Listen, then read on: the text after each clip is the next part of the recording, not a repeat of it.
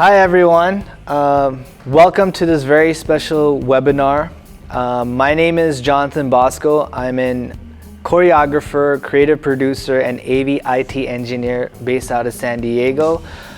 Today I'm going to share you my experience using the Band app, and I will also give you a tutorial guide on how to set it up in a studio.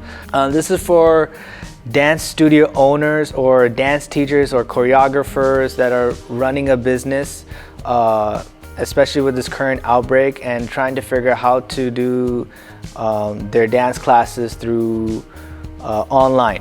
I was using the Band for a couple weeks after the COVID-19 outbreak, and I just found a lot of cool things about Band.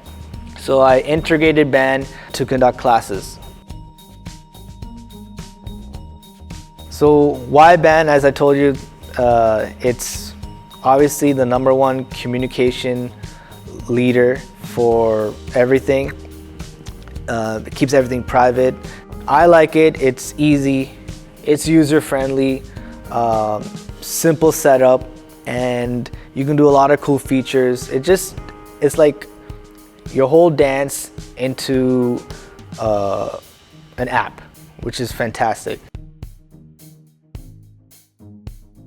So how to set up Band? This is where I'm going to show you detail by detail. On my browser, I'm going to log into, because I have a Google account. Obviously, just want to make sure you're not a robot. And I'm logged into my front page of my Band app. As you can see, I have 15 groups that I'm conducting, plus groups that I'm also learning from teachers as well. One thing you want to make sure is that you want to have one supervisor admin email to create the classes. Do not allow teachers to create the classes. It'll just cause them a mess. So one thing you want to do is have one email account create the classes. And to do this process the speed faster, have your main admin staff members assign which classes they're going to create using that admin account. So I'm going to go over, just to give you a guideline, create a Band, and then you run a dance studio. So you're going to click on dance. And then one advice I would say is put a certain title so that you know you're keeping your Band organized. So one thing I'll do is I will type in the title of the genre of dance I'm doing. I'll give it a day, so I'll say Mondays. We meet on Mondays at 4:30 p.m. and it's ages 13 and up.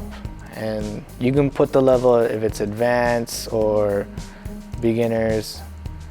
You can title however you want. So if you're going to have classes, make sure you click private. Don't select public, because what happens is anyone can join in and see everything in there. So make sure you select private. Click on private. Let's just click on this bike just to... All right, and there you have it. I created a class, okay? And then if you have 30 classes, you'll have to do this 30 times. And for Dawn, she has 50 classes. She had to do this 50 times, you know, the style of dance, the day, the time, and the age group. So first thing you need to do is to make sure, after you create all your groups, is to send an invite to all the teachers who are specifically for that Band group. The reason is you want to give them a sense of responsibility inviting students for that group instead of having the main admin do all the work. Cool thing about this is gives you 4 options.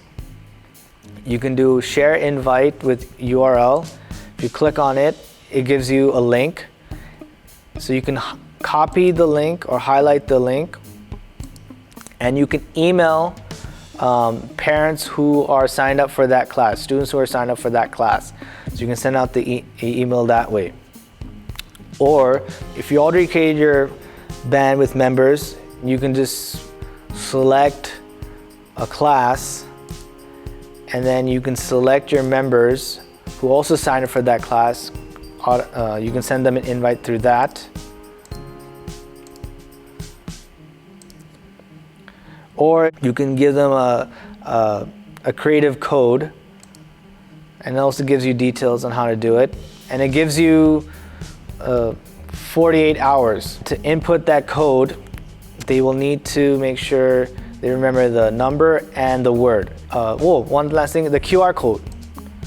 I find it the quickest and easiest for people to join the group. So let me bring up my phone just to give you an example. Okay, so I'm gonna open up the camera. So if I hover above it, you can see a link will come up. So you click the above link and it'll take you right to the group.